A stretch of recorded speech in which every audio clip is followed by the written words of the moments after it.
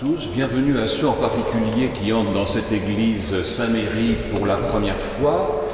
Saint-Méry, du nom du moine Médéric, qui est mort en l'an 700 et dont les restes, dit-on, sont quelque part dans la crypte. Non, me dit la spécialiste de la visite. Bon.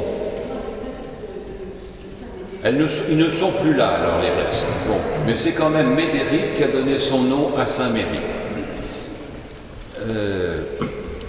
Cette belle église a été édifiée en 1515 Marignan pour les Français, et terminée un siècle après, en 1612. Bien sûr, elle a été modifiée de nombreuses fois jusqu'à nos jours. Alors, en 1975, Monseigneur Gilson, Monseigneur Marty, cardinal de Paris, ont demandé à Xavier de Chalandard, Jean-Claude Thomas et quelques autres d'y installer le centre pastoral Halle-Beaubourg. En lien avec le centre Beaubourg sont exposées de nombreuses œuvres d'art moderne, et en lien aussi avec la population du Forum des Halles juste à côté. Nous fêtons donc cette année le 40e anniversaire du CPHB, et vous êtes invités à venir le fêter avec nous les 9, 10 et 11 octobre prochains. Voilà, nous avons gardé la double orientation de l'origine du CPHB, l'accueil et l'art contemporain. L'art contemporain, vous en avez un exemple avec, pour ceux qui sont bien placés, cette grande toile qui pend là dans le transept d'Anne Gratadour, qui est exposée jusqu'au 7 juillet. Ceux qui sont mal placés, vous pourrez revenir la voir un peu plus tard. Nous offrons aussi un accueil musical gratuit samedi et dimanche, le samedi soir et le dimanche après-midi. Et puis il y a un site, Voir et Dire, qui est consacré aussi à l'art contemporain. Et à la fin de ce mois-ci, nous aurons un opéra dans cette église, les 24, 25 et 26 juin. Quant à l'accueil, c'est celui d'une église ouverte sur le monde. Et c'est l'Évangile dans la ville qui ouvre la communauté à la vie du monde. Les Restos du Cœur, les Restos du Cœur, le réseau chrétien immigré sont nés en partie dans cette église. La solidarité s'exerce aussi par différents groupes auprès des gens qui sont en quête de logement ou de travail en France, mais aussi à l'étranger. Nous sommes donc heureux d'accueillir ce soir John Spong, sous le signe d'un christianisme pour l'homme moderne. C'est dimanche dernier, nous avons déjà, sous ce même signe, un christianisme pour l'homme moderne, accueilli Claude Pletner, qui est écrivaine et membre de la communauté, pour son livre « L'autre christianisme ». Et le dimanche précédent, nous avions accueilli Jean-François Boutros pour son livre « Délivrez-nous de Dieu ». Bienvenue donc à tous, bienvenue à John Shelby Spong et à Madame, et aux éditions Cartala aussi qui viennent d'éditer la traduction française née d'une femme de John Spong, et je leur passe maintenant la parole.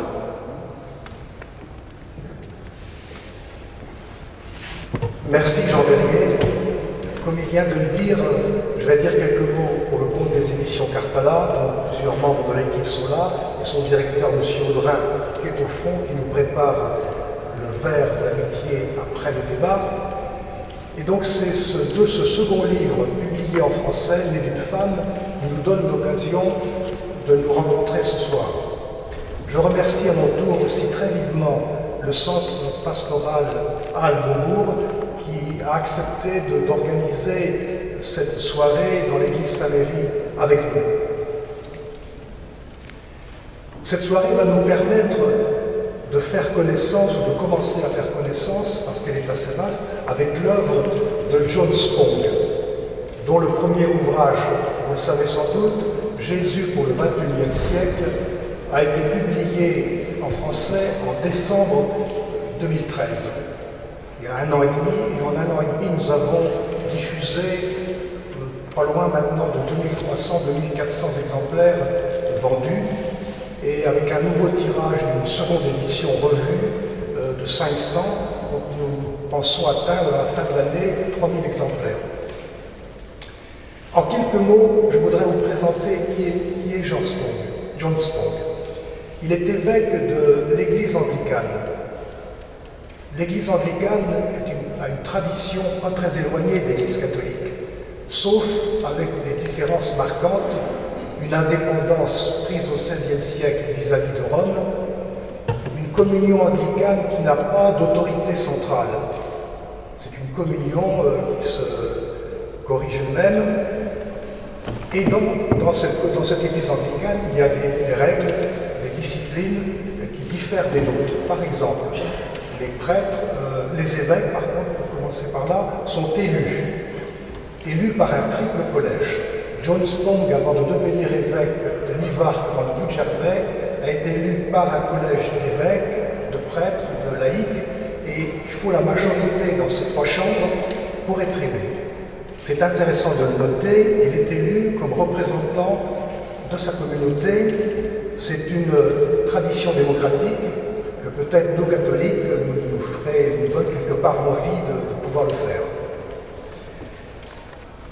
Autre point, les prêtres anglicans peuvent se marier.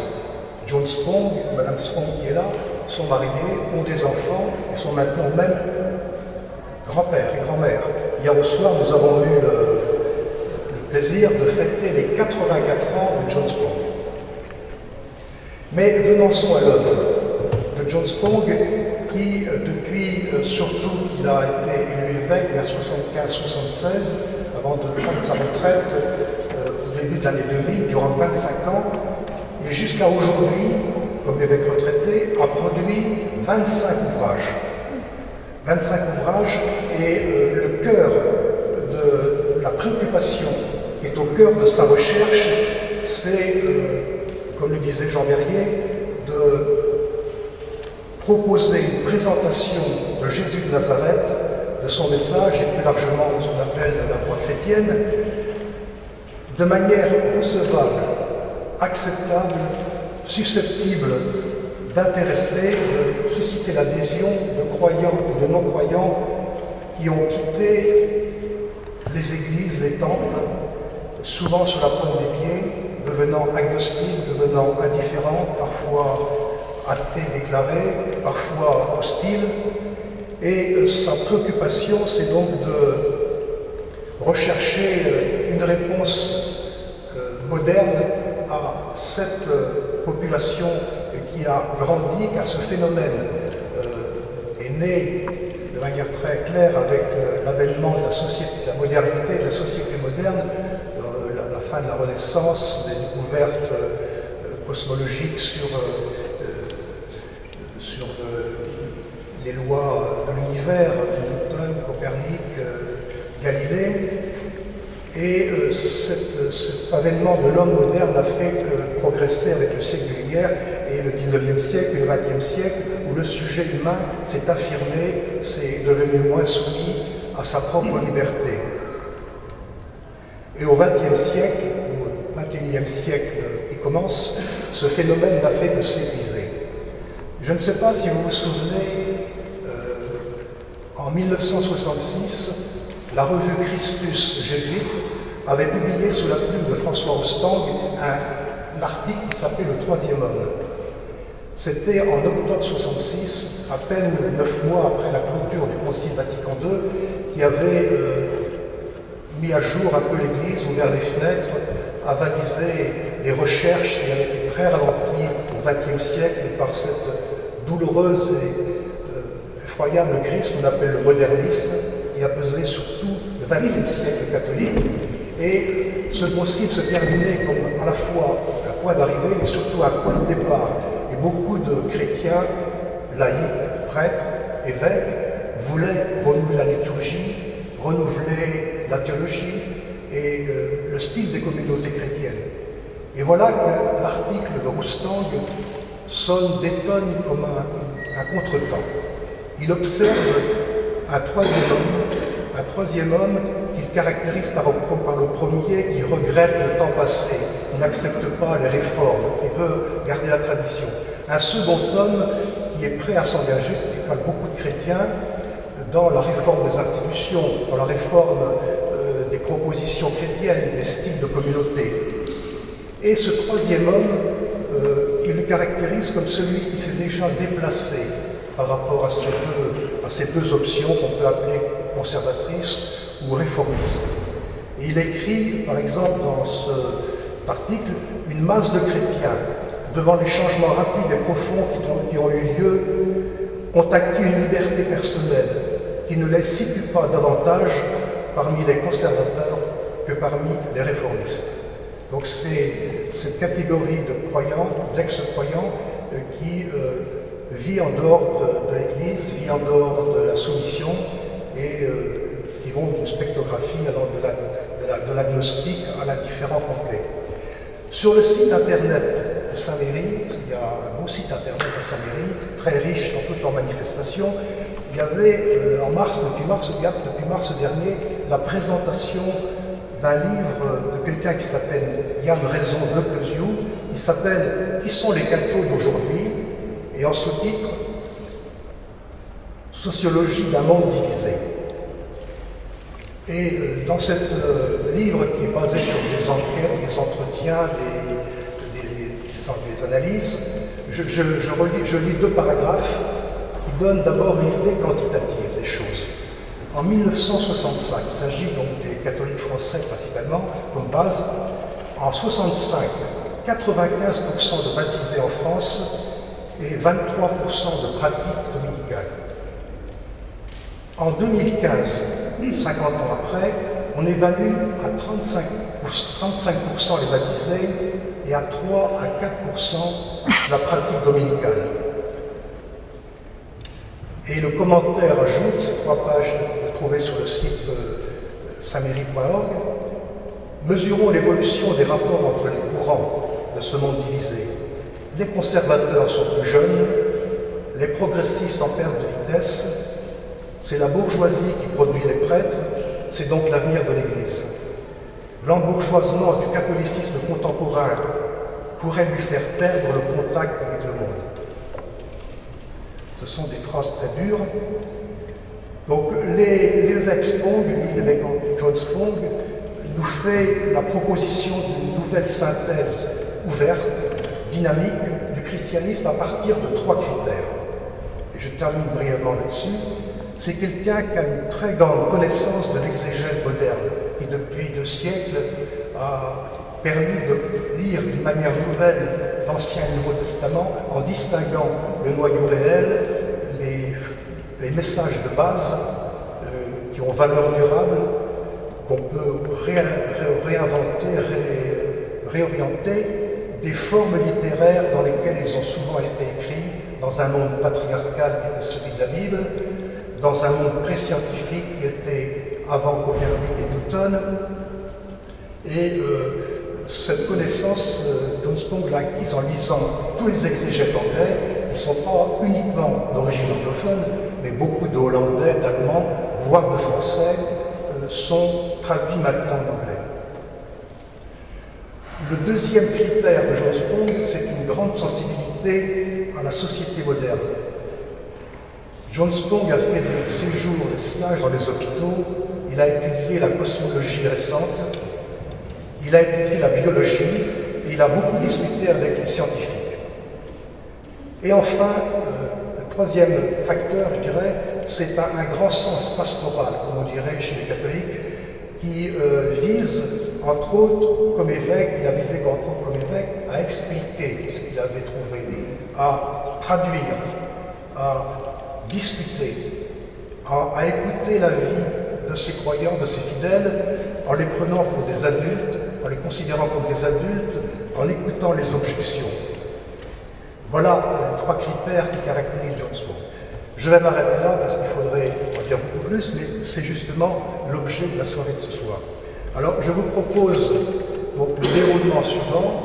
Dans un premier temps, Jacques Musset, qui qui est l'auteur de plusieurs livres, la Cartala, notamment L'aventure intérieure, La naissance à soi-même, et puis c'est un spécialiste de cet âge. Peut-être pas un spécialiste, mais un très bon connaisseur de Marcel Legault. Vous savez, cet homme du XXe siècle qui a beaucoup approfondi justement la recherche d'un christianisme moderne. Il parlera 7 minutes, 10 minutes maximum, puis nous passerons la parole à John Spong qui fera un petit exposé de départ dont vous avez un fascicule bilingue qui évitera donc à nos chers traducteurs Abigail et Gilles Castelnau de le traduire puisque vous l'avez sous les yeux. Et ensuite, ce sera pour 1 heure, donc ce sera une bonne heure à partir de là, des questions, des observations, et comme disait M. Castelnau tout à l'heure, un débat ou des observations, parce qu'on peut aussi donner son avis. Ceci nous mènerait donc vers 9h30, un petit peu passé, et après nous vous proposons 2 choses pratiques, 2 brèves pratiques, un verre dans la chapelle en face pour continuer à discuter et peut-être faire signer quelques livres à M. Spong. Et puis nous proposons également les 2 livres à la vente avec des prix améliorés à la messe. Voilà pour ce soir. Est-ce que ça vous convient? Bon, alors je vais changer, je vais passer la parole à Jacques Husset, qui va donc vous présenter, c'est l'auteur de l'avant-propos de l'édition française de Borne-Ferroval.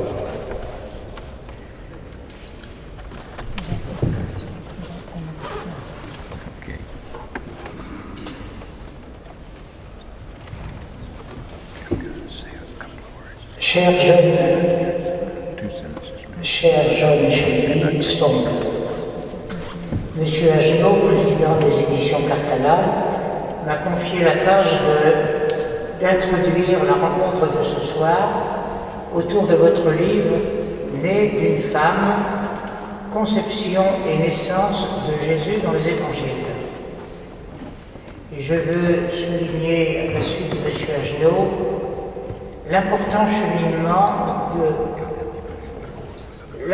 cheminement de foi intérieur et intellectuel qui a été le vôtre et qui, à lui seul, est exemplaire, dans la mesure où, élevé dans des croyances chrétiennes traditionnalistes, fondées sur une lecture fondamentaliste de la Bible, vous vous êtes peu à peu libéré, devenu prêtre, de votre éducation et de votre formation ecclésiastique.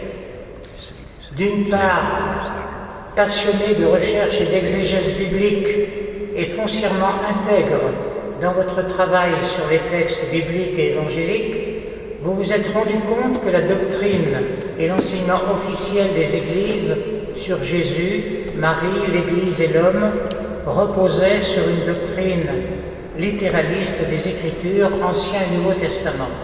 Et par ailleurs, tout au long de votre ministère de prêtre et d'évêque, vous avez vu les désastres causés dans les consciences de vos paroissiens, de vos diocésains, par ces lectures fondamentalistes des textes bibliques et évangéliques, écrits il y a 20 siècles et plus, dans un contexte totalement différent du nôtre, et avec des langages qui ne sont plus ceux de notre culture. Vous avez constaté à quel point les représentations d'un Dieu tout-puissant et justicier ont engendré culpabilité, irresponsabilité et ont maintenu et confirmé un machisme clérical vis-à-vis des femmes. Vous avez constaté aussi combien les identités glorieuses apposées à Jésus dès sa mort, puis dans les siècles qui ont suivi, sont aux antipodes de l'homme fraternel, remettant debout des hommes et des femmes marginalisés et rejetés par la religion et la société de leur temps. Et donc vous vous êtes juré, au nom d'une exigence intime de fidélité à la Bible et aux évangiles, et par un souci de vérité vis-à-vis des chrétiens relevant de votre ministère, d'aider ceux-ci à comprendre le sens de ces vieux textes de façon qu'ils puissent les actualiser et leur donner corps dans leur propre existence personnelle et sociale. J'en arrive au livre dont vous nous parlerez ce soir. Ce livre, né d'une femme, qui vient d'être traduit en français, s'inscrit donc dans une série de 25 ouvrages, dont l'objectif commun se résume dans le titre de l'un d'entre eux, « Sauver la Bible du fondamentalisme », paru en 1991. Votre ouvrage est l'étude de deux passages qui ouvrent les évangiles de Matthieu et de Luc, qui datent de 85-90 de notre ère, et qui n'ont pas d'équivalent chez Marc et chez Jean. On les appelle les évangiles de l'enfance, car ils mettent en scène l'un et l'autre, d'une façon d'ailleurs fort différente et parfois contradictoire, la conception, la naissance et l'enfance de Jésus. Ils sont fort connus, vous les connaissez bien, on les lit dans les églises, particulièrement au temps de Noël, et ils sont à l'origine des crèches dans le monde catholique. Longtemps, on a lu ces textes comme des récits historiques, racontant l'histoire merveilleuse du petit Jésus.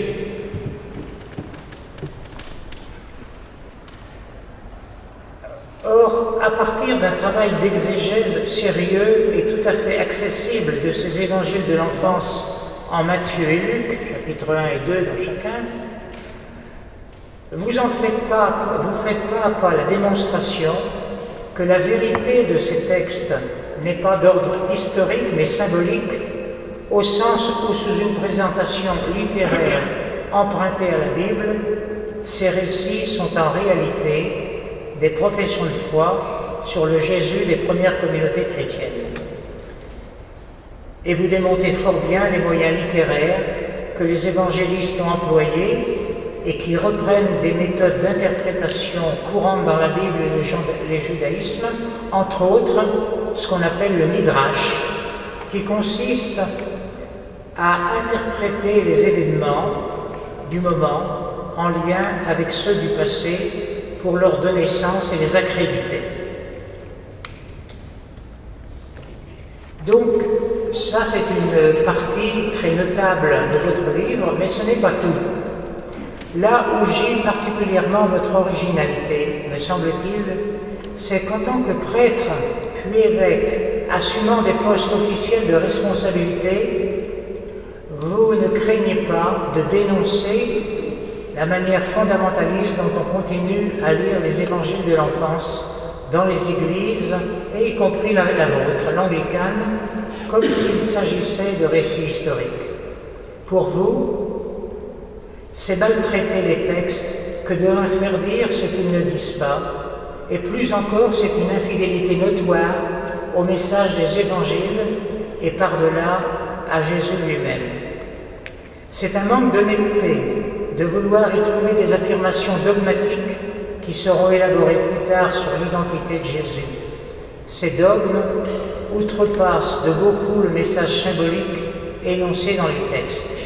Vous plaidez donc pour une lecture dégagée du surmoi dogmatique qui colle à la peau encore de beaucoup de chrétiens et de responsables d'Église. Et vous décrivez également fort bien la dérive qui est survenue très vite à partir du second siècle, et même peut-être à la fin du premier, concernant les identités données à Jésus et à Marie et forgées de toutes pièces à partir des interprétations erronées des évangiles de l'enfance.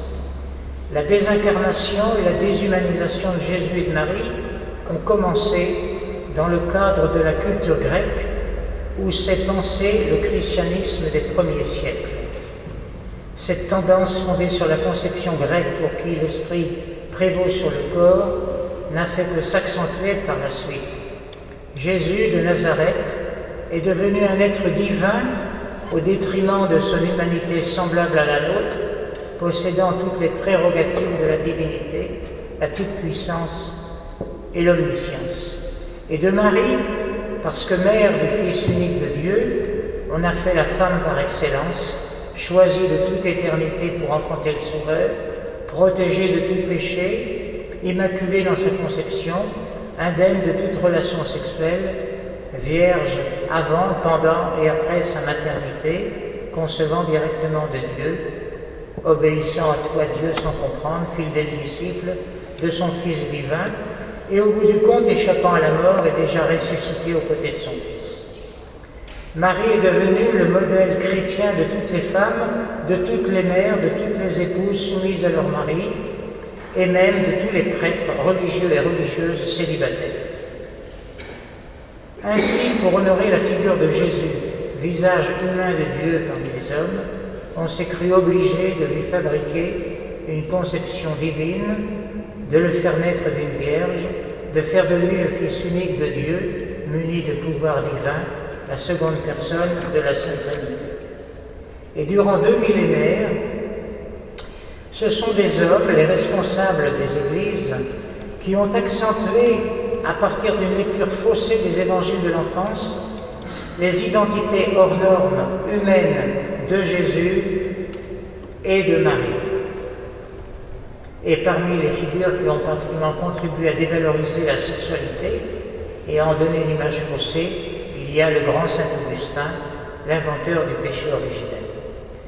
Je conclus, le mérite de votre livre est comme celui de vos autres ouvrages de faire le ménage dans l'héritage issu du message évangélique, ici les évangiles de l'enfance, et donc de nous autoriser à remettre en cause un certain nombre de tabous dogmatiques.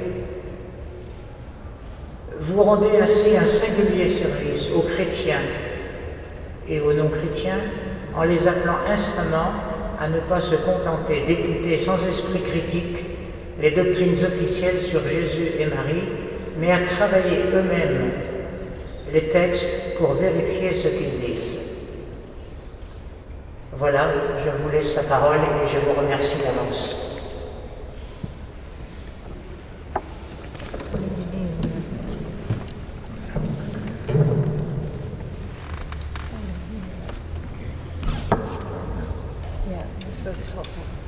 Thank you very much, and thank you all for coming. Merci. Est-ce qu'on m'entend correctement? Oui. Merci beaucoup et merci à tous d'être venus. The first thing I want to do is to introduce my wife, Christine. La première chose que je tiens à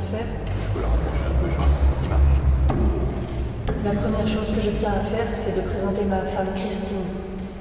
French Catholics have not had a great deal of experience meeting bishops' wives. Les catholiques français n'ont pas vraiment l'habitude de rencontrer les femmes d'évêques. And I think you ought to have that opportunity at least once before we all die. Et je trouve que vous devriez avoir cette chance au moins une fois avant que nous mourions tous. So my beloved Christine. Alors voici ma...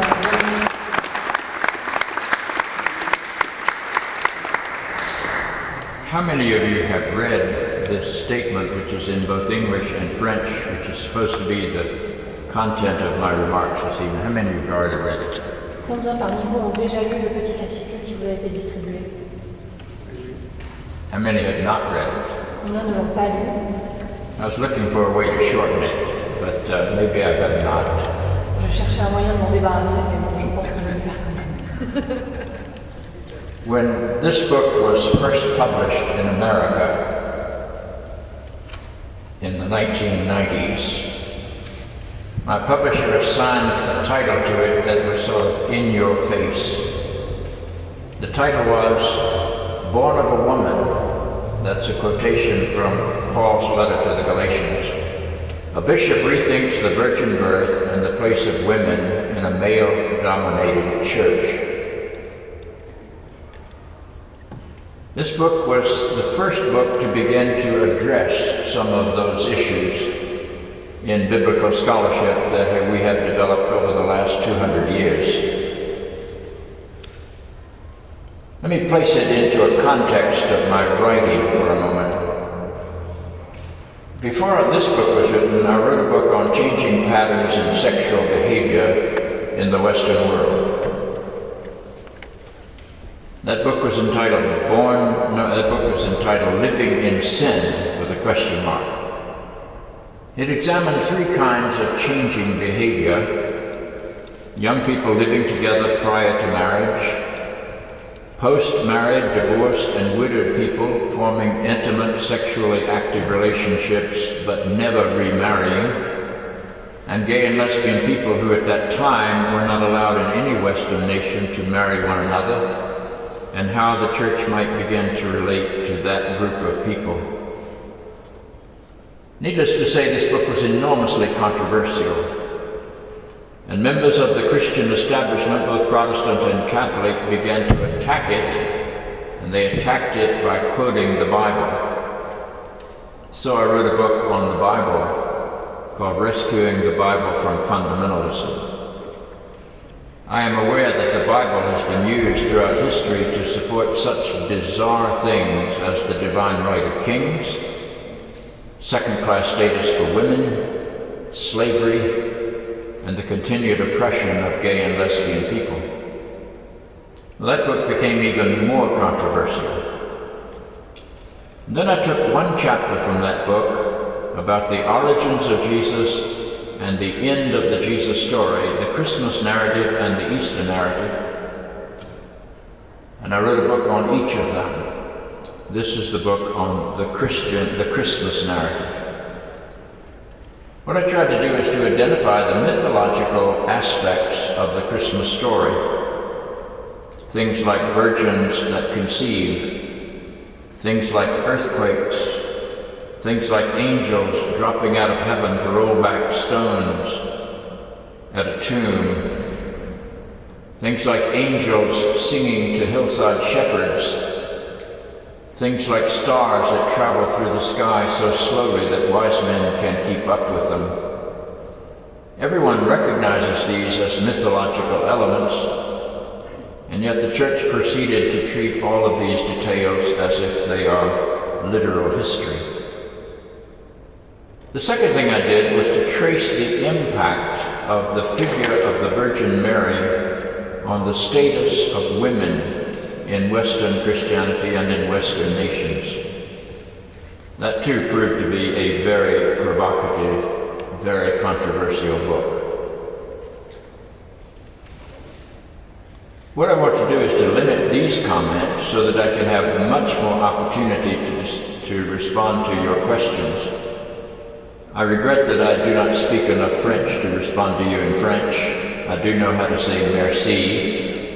I do know how to say Peugeot, but that's about it. But if I can keep my comments small, I can have an opportunity to respond to more of your concerns and your comments, which is what I would love to do.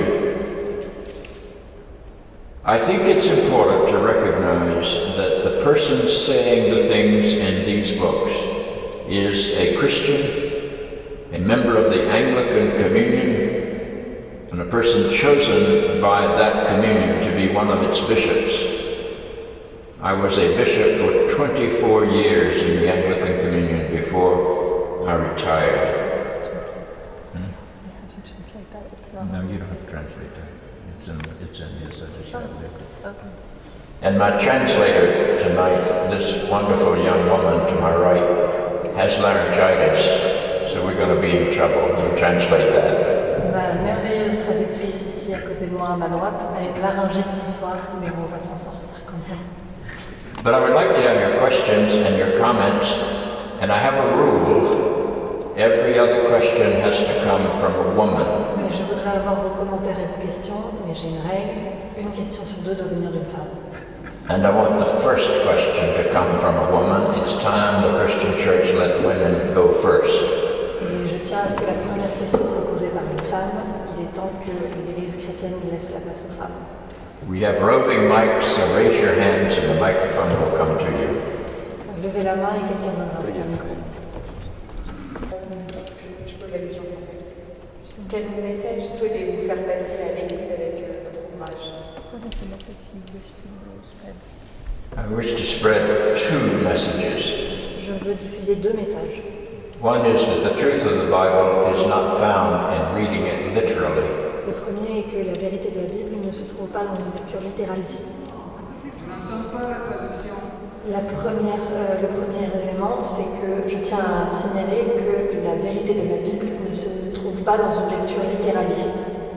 The story of the virgin birth has nothing to do with biology. L'histoire de la naissance virginale n'a rien à voir avec de la biologie. The second thing I hope to do is to challenge the way women have been treated in the Christian church throughout history. Et la deuxième chose que je tiens à faire, c'est de remettre en cause la manière dont les femmes ont été traitées dans l'Église depuis des siècles. I regard women and men as equally bearing the image of God, J'estime que les hommes et les femmes portent de la même manière l'image de Dieu en eux. equally capable of serving in any position in the church. J'estime qu'ils sont égaux dans la manière de servir dans n'importe quelle position dans l'Église. And I came to this conclusion because I'm the father of 4 daughters. Et j'en suis arrivée à cette conclusion parce que je suis le père de 4 filles. I don't want anybody to tell my daughters that they can't be anything that any man cannot be. Je ne veux pas que quiconque dise à mes filles qu'elles n'ont pas le droit d'être quoi que ce soit en raison du fait qu'elles sont une femme. When I was an active bishop, the Archbishop in the Roman Catholic Church was named Theodore McCarrick. Quand j'étais évêque de Newark, l'archevêque catholique était un homme nommé Théodore McCarrick. He was a good friend, and I said to him on one occasion, C'était un bon ami et je lui ai dit une fois, Ted, the Roman Catholic Church will never get its head straight about women until your priests have daughters. Ted, l'Église catholique n'arrivera jamais à comprendre les femmes tant que ces évêques n'auront pas les filles à élever. He looked at me as if he didn't know how to process those comments. Il m'a regardé comme s'il n'arrivait pas vraiment à intégrer ce que je venais de dire. But we remained good friends. Mais nous sommes restés bons amis. So that's what I hope to accomplish in this book. Donc c'est ce que j'espère accomplir avec ce livre. A gentleman. Un homme. Avez-vous envisagé d'avoir une rencontre avec le pape à Rome? I've been to Rome on a number of occasions, but I've never met the Pope. Je suis allée à Rome à plusieurs reprises, mais je n'ai jamais rencontré le pape. Until Pope Francis, I wasn't sure I wanted to meet the Pope. Jusqu'à l'élection du pape François, je n'étais pas sûre de vouloir rencontrer le pape. But I regard Pope Francis as the reincarnation of John the 23rd, whom I admire enormously. Mais je considère le pape actuel comme une réincarnation de Jean 23 pour qui j'avais beaucoup d'admiration. When I was a bishop, the Episcopal bishop and the Roman Catholic bishop remained in good relationship and were good friends. Lorsque j'étais évêque, moi-même et l'évêque catholique, nous avions d'excellentes relations. I have, however, and I think this is important, I have been greatly influenced by Roman Catholic biblical scholarship. J'ai été extrêmement influencée par l'exégèse catholique. But all of the Roman Catholic scholars that I liked were usually in trouble with the Vatican. Mais tous les exégètes catholiques romains que j'appréciais avaient généralement des problèmes avec la hiérarchie. I think of people like Hans Kuhn, Edward Schillebeeckx, Leonardo Boff, Matthew Fox, Teilhard de Chardin, and many others. J'estime que Hans Kuhn, Teilhard de Chardin, Edward Schillebeeckx, Matthew Fox et Leonardo Boff. Yeah, pretty much. Okay. A lady. I know we're not used to that, but it's still good. Voilà. J'aimerais bien vous parler en anglais, mais je ne peux pas. Je comprends un peu et je ne peux pas du tout répondre en anglais. Voilà. J'ai eu la chance d'avoir lu vos 2 livres et je vous remercie d'avoir mis vraiment noir sur blanc, de façon très claire, ce qu'il en était, de la façon dont l'Église a réagi par rapport aux femmes depuis si longtemps. Mais ce que je pense, ce qui m'interroge aujourd'hui, c'est que les femmes que je connais, qui sont vraiment, qui ont une foi active, ne sont pas troublées du tout par le fait que l'Église ne leur en demande pas plus. J'en connais qui prennent leur place et qui la tiennent à partir du moment où ça part vraiment.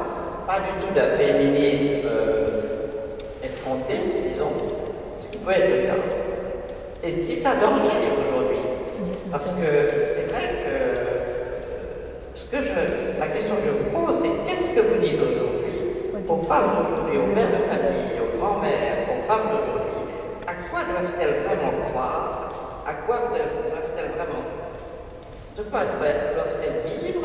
Alors c'est incontestablement pour moi la lecture de l'Évangile et la proximité de Jésus. Eh bien, c'est très très difficile dans le monde actuel. Et vos livres y aident énormément. Et je pense qu'aujourd'hui, il y a d'autres personnes que moi qui pourraient donner leur... comment elles s'en sortent en tant que femmes aujourd'hui. Please recognize that when the Gospels were written, it was a very patriarchal society. Il faut savoir que lorsque les évangiles ont été écrits, on était dans une société extrêmement patriarcale. Women tended to be regarded as halfway between animals and men. Les femmes étaient considérées quelque part à mi-chemin entre les animaux et les hommes. If you literalize the creation story, or the oldest of the creation story, the man was created first in God's image, and the woman was taken as a rib out of Adam's side. Si vous lisez de manière littérale le premier des deux récits de création, la femme a été créée de manière secondaire par rapport à l'homme en prenant une de ses côtes. It is hard to create equality when you have that kind of background. C'est difficile de créer l'égalité quand l'un des deux est porteur de l'image de Dieu et pas l'autre. But the women I know in the 21st century don't accept that definition. Mais les femmes que je connais moi dans le XXIe siècle n'acceptent pas cette définition. And that definition is not gospel truth, that's patriarchal prejudice. Mais cette définition n'est pas la vérité évangélique, ce sont des préjugés patriarcaux. And so I think we ought to challenge prejudice wherever it appears. Donc je pense que nous devons défier les préjugés où qu'ils se trouvent. The world is changing dramatically. Le monde change de manière très significative. In the United States, 3 of the 9 justices on the Supreme Court are now women. Aux États-Unis, 3 des 9 juges de la Cour suprême sont actuellement des femmes. The chief executive officer of many of the biggest corporations of the world today are women. Et les PDG de beaucoup de grandes entreprises mondiales aujourd'hui sont des femmes. One of my daughters was a helicopter pilot in the United States Marine Corps for 9 years. Une de mes filles a été pilote d'hélicoptère dans le corps des marines pendant 9 ans. She was in active combat and participated in the Battle of Fallujah. Elle a participé à la dernière bataille de Fallujah. That could not have happened 10 years ago. The world is changing dramatically. Cela n'aurait pas pu se passer il y a 10 ans. Le monde change de manière dramatique. If the Christian church does not get over its prejudice against women and begin to treat women with absolute equality, si l'Église ne change pas son comportement et ne traite pas les femmes de manière exactement égale aux hommes, we will be as out of date as if we were still trying to maintain the institution of slavery in our world. Nous serons aussi obsolètes que si nous essayions de maintenir l'institution de l'esclavage. So it is for the sake of the living Christian tradition that I think we've got to address the fact that women ought to be priests and bishops and archbishops and popes. Donc il s'agit de la survie de l'Église que nous fassions que les femmes puissent devenir prêtres, évêques et archevêques. I didn't come to that conclusion easily. Je n'en suis pas arrivé facilement à cette conclusion. When I was a young priest with a wife and 4 daughters, I lived in a very feminized household. Lorsque j'étais un jeune prêtre et que je vivais avec ma femme et 4 filles, j'ai été le seul élément masculin dans mon foyer. We did have a male cat, but they operated on him. On avait bien un chat, mais il a été opéré. It was dangerous to be a male in that household. C'était dangereux d'être un mâle dans ce foyer. And so I learned something about what it means to be a minority. Donc j'ai appris ce que c'était que d'être une minorité. If the Christian gospel is practiced as I believe it was intended, we would spend our time helping everybody come to the fullness of life that is ours in Christ Jesus. Si nous pratiquions l'évangile tel que je pense qu'il a été pensé, nous passerions notre temps à essayer de faire que tout le monde puisse devenir absolument tout ce qu'il est en lui. So it is for Christ's sake that I challenge the prejudice against women, the prejudice against people of color, and the prejudice against gay and lesbian people in the Christian church. C'est au nom du Christ que je défie, que je mets en cause les préjugés contre les femmes, contre les homosexuels et contre les personnes de couleur. And I rather enjoy being a controversial bishop. Et j'aime plutôt être un évêque controversé. A gentleman. Un homme.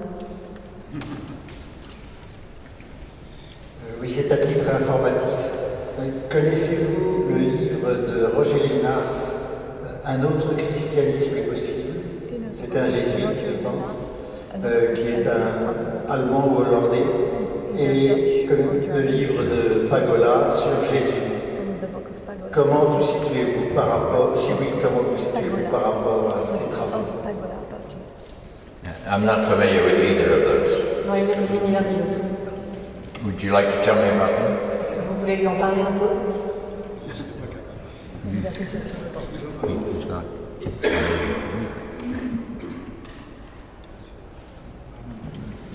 Et quand vous dites aux évêques catholiques américains qu'il s'agit de la survie de l'Église, que les femmes soient évêques et archevêques, quelle est leur réaction? Parce que j'ai entendu dire, il y a un grand conservatisme de l'épiscopat américain, qui est d'ailleurs très réservé vis-à-vis du pape François. Et je reposerai bien la question pour la France aussi, mais ça sera peut-être une autre question. In my career, I've known many Catholic bishops. Au cours de ma carrière, j'ai rencontré beaucoup d'évêques catholiques. And they're like Anglican bishops, they're all over the lot in their opinions. Yeah, have many different Et ils sont comme les évêques anglicans, ils sont très divers dans leur position. Officially and publicly, they are quite loyal to the Vatican. Officiellement et publiquement, ils sont assez loyaux envers le Vatican. Privately, they reflect a wide variety of opinions. En privé, leurs opinions sont assez diverses. You know, the issue in the Roman Catholic Church is that all of the hierarchy are appointed by the Vatican. Le problème dans l'Église catholique romaine, c'est que toute la hiérarchie est nommée par le Vatican. So if you've got Benedict XVI in charge of all the appointments, he's going to appoint people who are very conservative. Donc si c'est Benoît XVI qui est en charge des nominations, il va nommer uniquement des personnes extrêmement conservatrices. When John XXIII was the Pope, quand Jean XXIII était pape, he began to open up the Roman Catholic hierarchy with all kinds of creative appointments. Il a commencé à introduire des personnes extrêmement créatives dans l'Église. But he did not live long enough to change the structure. Mais il n'a pas réussi à vivre assez longtemps pour réussir à changer la structure. He was the Pope for 4 years and 7 months. Il était pape pendant 4 ans et 7 mois. He was succeeded by Paul VI. Paul VI lui a succédé. Who was succeeded by John Paul I, who only lived for about 30 days. Et Jean-Paul Ier lui a succédé, mais n'a vécu que quelques jours, mais n'a survécu que quelques jours à sa nomination. And then he was succeeded by John Paul II, who had a long papacy. Puis c'est Jean-Paul II qui lui a succédé et qui a été pape pendant longtemps. And he by Benedict XVI. Et à Jean-Paul II a succédé Benoît XVI. Every one of the steps from John XXIII to Benedict XVI was more and more conservative. Chaque nomination entre Jean XXIII et Benoît XVI a été de plus en plus conservatrice. And suddenly, Pope Francis appears on the scene. Et soudainement, le pape François apparaît sur scène. He's like a breath of fresh air. Il est comme une bouffée d'air frais. Welcomed across the Christian world. Il est fort bien accueilli à travers le monde chrétien. The most conservative political party in America is the Republican Party, and they have invited Francis to address Congress. Les personnes les plus conservatrices aux États-Unis d'un point de vue politique sont les républicains, et ils ont invité le pape François à parler devant le Congrès. He's going to talk about the environment. Il va y parler de l'environnement. Almost every Republican in America thinks that there's no problem with the environment. À peu près chaque conservateur aux États-Unis pense qu'il n'y a pas de problème d'environnement. I can hardly wait for them to respond to Pope Francis. J'ai vraiment hâte qu'ils entendent et qu'ils répondent au pape François. I think we're in a good place. I think we can move the Christian faith forward under the leadership of this man. Je pense que nous sommes à un bon moment. Je pense que nous pouvons faire évoluer la foi chrétienne sous l'égide de cet homme. And he has the power to change the world. Et il a le pouvoir de changer le monde. All he said about gay and lesbian people so far is la seule chose qu'il a dit à propos des personnes gays et lesbiennes pour le moment est who am I to judge? Qui suis-je pour les juger? That changed the attitude all over the world toward gay and lesbian people. Cela a changé changer les attitudes envers les personnes gays et lesbiennes à travers le monde. Because what we've been doing as Christians is judging them. Parce que ce que nous avons fait en tant que chrétiens, c'est les juger. If you were liberal, you thought they were mentally sick and needed to be cured. Si vous étiez libéral, vous pensiez qu'ils étaient malades mentaux et qu'ils avaient besoin d'être soignés. If you were conservative, you thought they were morally depraved and needed to be converted. Si vous étiez conservateur, vous pensiez que c'était des dépravés moraux et qu'ils avaient besoin d'être convertis. But the overwhelming evidence of medical science and science itself is that homosexuality is a normal minority aspect of the human family. Mais les conclusions scientifiques sont que l'homosexualité est une minorité normale dans la famille humaine. Nobody chooses their sexuality. Personne ne choisit son orientation sexuelle. I did not choose to be heterosexual. Je n'ai pas choisi d'être hétérosexuel. I just woke up sometime when I was between 12 and 13 and suddenly girls did not seem obnoxious to me any longer. Je me suis réveillée un matin vers l'âge de 12 ou 13 ans et soudainement les filles n'étaient plus si dégoûtantes que ça. So I began to take baths and comb my hair and dress nicely. Alors j'ai commencé à prendre des bains, Anything to get female attention. m'habiller mieux, n'importe quoi qui aurait pu attirer l'attention des filles. If somebody had come up to me and said, well, you've chosen to be heterosexual, Si quelqu'un était venu vers moi et m'avait dit mais vous avez choisi d'être hétérosexuel, I wouldn't have known what they were talking about because I'd never heard that word. je n'aurais même pas compris ce qu'il me disait parce que je n'avais jamais entendu ce mot. Sexual orientation is like skin color, like being left-handed, like whether you're red-headed or not. It's a minority aspect on the spectrum of human sexuality, and we've got to get over judging it. L'orientation sexuelle, c'est comme la couleur de la peau ou le fait d'être gaucher ou le fait d'avoir des cheveux roux. C'est une minorité et vous n'y pouvez rien. At the risk of talking too long, and I've been warned up here by this gentleman I should not talk too long, but at the risk of talking too long, people say, do you mean that all homosexual behavior is positive? Donc on me demande souvent si je pense que tous les comportements homosexuels sont positifs. To which I respond, of course not. Donc, sur à quoi je réponds bien sûr que non. But maybe you haven't noticed that all heterosexual behavior is not very responsible either. Mais peut-être que vous avez remarqué que tous les comportements hétérosexuels ne sont pas tout à fait sains non plus. Most pimps, most prostitutes, and most child abusers are heterosexual people. La plupart des proxénètes, des prostituées et des personnes qui abusent les enfants sont des hétérosexuels. So I think we've got to break that prejudice pattern down, and I think it's happening in our world today. Donc je pense que nous devons dépasser ces préjugés et je pense que c'est ce qui est en train de se produire à l'heure actuelle. And I'll stop with that.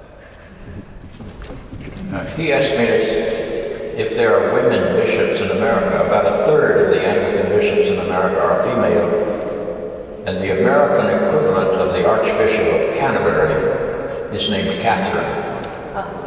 Un tiers des évêques de l'Église anglicane aux États-Unis, ce sont des femmes, et l'équivalent de l'archevêque de Canterbury s'appelle Catherine. Now, a lady, I think, or maybe a gentleman, I don't know who's up. Oui, un certain nombre de groupes se réunissent comme ce soir, c'est moi qui parle, un certain nombre de groupes se réunissent comme ce soir pour écouter des propos tels que ceux que vous nous citez aujourd'hui et qui lisent vos livres. Mais si on se regarde avec un peu de vérité, je pense qu'on n'est pas franchement des troisièmes hommes, on est plutôt des deuxièmes hommes et puis peut-être même des gens un petit peu, je ne vais pas le dire sur le retour, mais en tous les cas avec une chevelure relativement blanche. Et donc ces livres que vous écrivez et qui sont censés attirer ceux qui ne devraient pas partir, ceux qui pourraient rester dans l'Église, eh bien ces gens-là ne sont pas aujourd'hui avec nous. C'est au fond des personnes qui ont connu Vatican II et qui essayent de rester fidèles à ce qu'ils ont compris de Vatican à ce moment-là. Mais aujourd'hui, où sont les jeunes, les gens de 40 ans, peut-être même les gens plus jeunes? Ils ne sont pas en tous les cas à Saint-Méry ce soir. How many here are under 50? Combien de personnes ici ce soir ont moins de 50 ans? Raise your hands.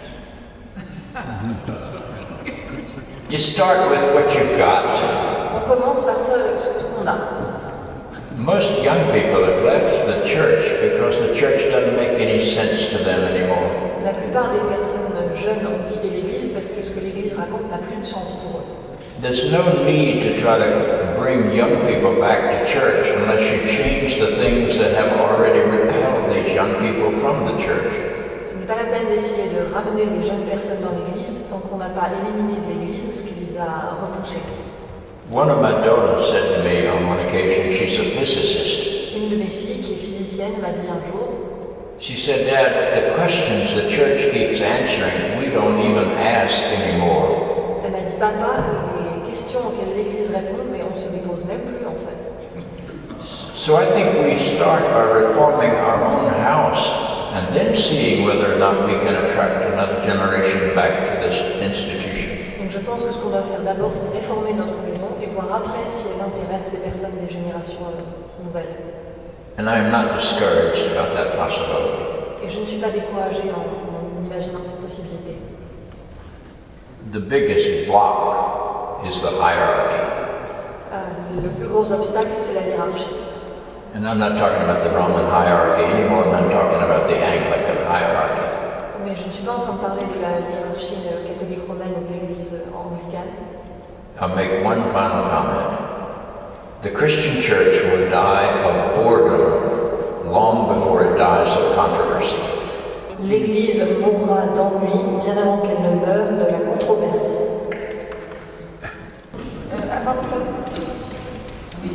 Je voulais vous parler d'un livre qui s'appelle Le Déni, qui a été écrit par deux femmes, Maud Amandier et Alice Chabi. Et elles se sont basées vraiment sur des encycliques, des textes écrits par des papes sur la femme qui devait être parfaite, enfin, sans péché aussi, soumise à son mari, et en plus acceptant cette soumission évidemment dans la joie.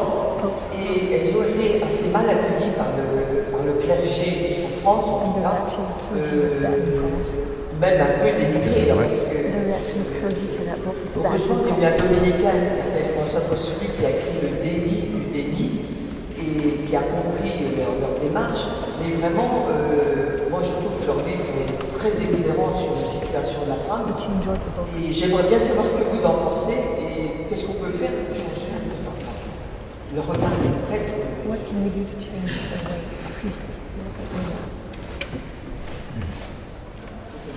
Well, first let me say there are a lot of bad books in the world. D'abord, laissez-moi dire qu'il y a beaucoup de mauvais livres dans le monde.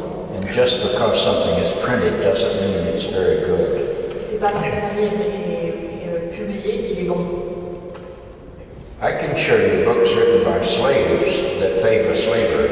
Je peux vous montrer des livres d'esclaves qui font apologie de l'esclavage.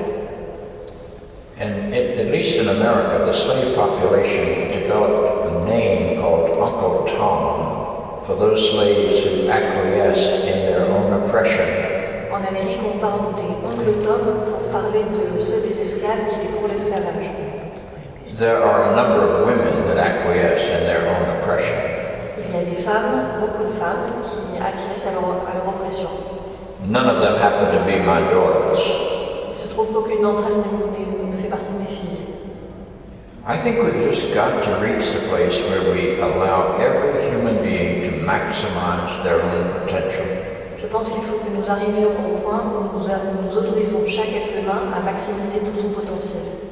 When I define God, and that's a dangerous thing to try to do, Quand je définis Dieu, et c'est une chose dangereuse à faire, I don't actually define God, I define my experience with God.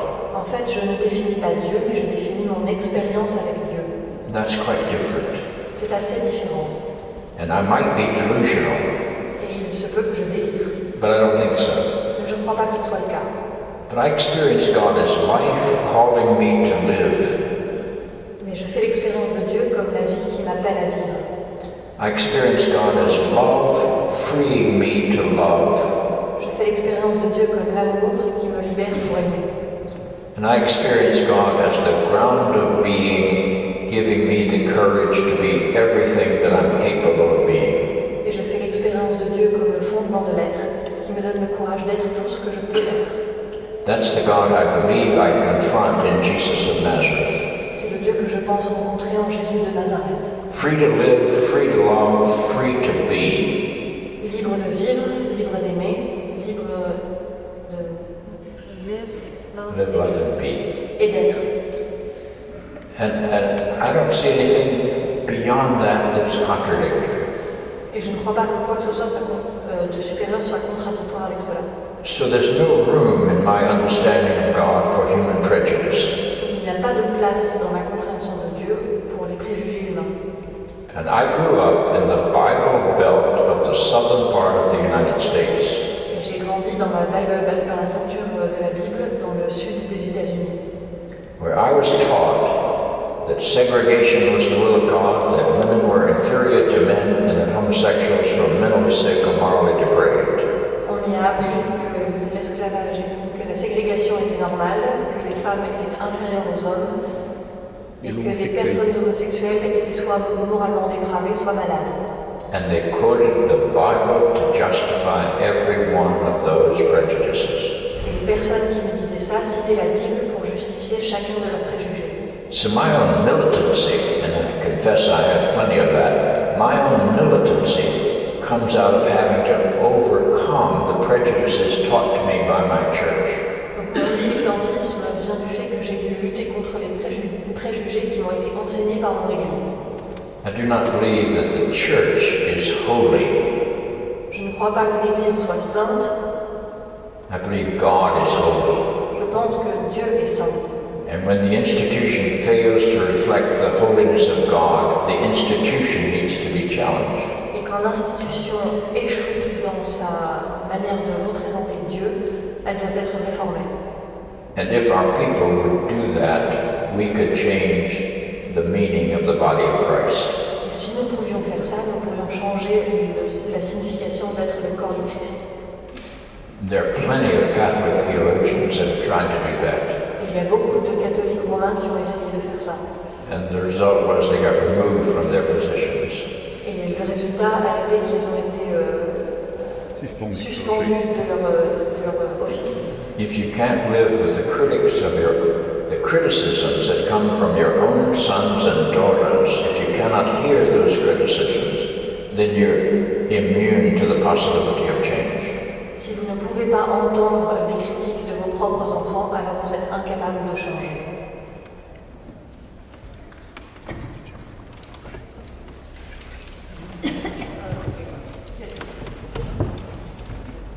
Je voulais juste rajouter une chose, c'est que le sous-titre du livre dont je parlais tout à l'heure, le délit, c'est les hommes sont au pouvoir, les femmes sont au service.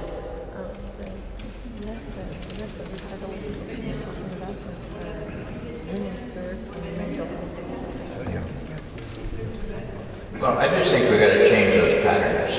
Il faut changer ce système. You know, the Bible says, the Bible quotes Paul, or pseudo-Paul, as saying, I forbid a woman to have authority over a man. Une des épîtres attribuées à Paul dit qu'il est interdit à une femme d'avoir une autorité sur un homme. One of my daughters was a major in the United States Marine Corps, and she had enormous authority over men. Une de mes filles a été marine dans le corps de marine des États-Unis et elle avait énormément de pouvoir sur beaucoup d'autres hommes. And if those men knew what was good for them, they saluted this major. Et si ces hommes savaient ce qui était bon pour eux, ils saluaient ce major. You're not going to have women being attracted to the church if you go around saying, the Bible says, I forbid a woman to have authority over a man. Vous n'arriverez jamais à attirer les femmes dans l'Église si l'Église continue à dire qu'elle interdit aux femmes d'avoir de l'autorité sur les hommes. The gentleman. Sur une autre question, ce qui me désespère, c'est l'opposition entre deux choses.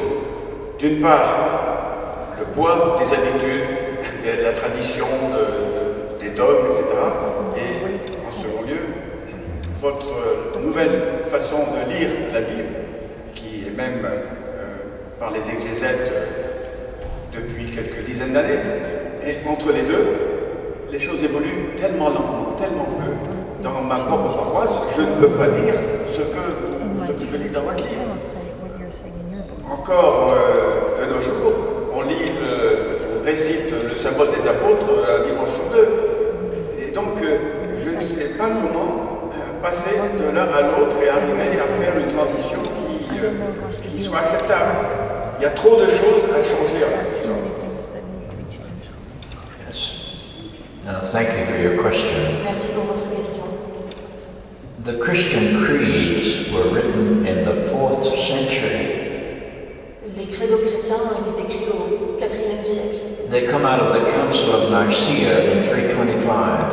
Ils viennent du concile de Nicée en 325. They are not original. Ils ne sont pas originaux. Even the story of the virgin birth is not original. Même l'histoire de la naissance virginale n'est pas originale. The earliest writer in the New Testament was Paul. L'écrivain le plus ancien dans le Nouveau Testament, c'est Paul. He appears never to have heard of the tradition of the virgin birth. Il semble qu'il n'ait jamais entendu parler de la tradition de la naissance virginale. All he says about Jesus is that he was born of a woman. La seule chose qu'il dit à propos de la naissance de Jésus, c'est qu'il est né d'une femme. That's not very unusual. Ce n'est pas très inhabituel. Everybody I know is born of a woman. Toutes les personnes que moi je connais sont nées d'une femme. The only other thing Paul says about Jesus is that he was born under the law. La seule autre chose qu'il dit à propos de la naissance de Jésus, c'est qu'il est né sous la loi. That's not unusual if you're Jewish. Ça n'est pas inhabituel si vous êtes juif. Every Jew is born under the law. Chaque juif est né sous la loi.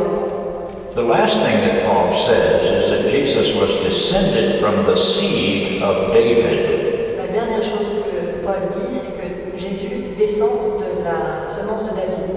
Seed is a male word. Semence est un mot masculin. Women don't have seed. Les femmes n'ont pas de semence. And we didn't even know that women had an egg cell until about 1725. Et nous ne savions même pas que les femmes avaient des ovocytes jusqu'au XVIIIe siècle. So Paul didn't know anything about the virgin birth. Paul ne savait rien de la naissance virginale. The first gospel written was Mark. He didn't know anything about the virgin birth. Le premier évangile à avoir été écrit, c'est Marc, et il ne sait rien de la naissance virginale. If you open Mark's gospel and read it, chapter 1 portrays Jesus as a fully adult human male. Si vous ouvrez l'évangile de Marc et que vous lisez le premier chapitre, il dépeint Jésus comme un homme adulte who comes to be baptized by John the Baptist. Totalement humain qui vient être baptisé par Jean le Baptiste. And God enters Jesus only in that baptism by pouring the Spirit out upon him. Et ce n'est qu'au moment du baptême que Dieu vient en Jésus. And that was the only understanding we had of the divinity of Christ by the 8th decade. Et c'était la seule manière que nous avions de comprendre la divinité du Christ jusqu'à la 8e décennie de notre ère. The virgin birth enters the Christian tradition in the 9th decade in the writings of Matthew.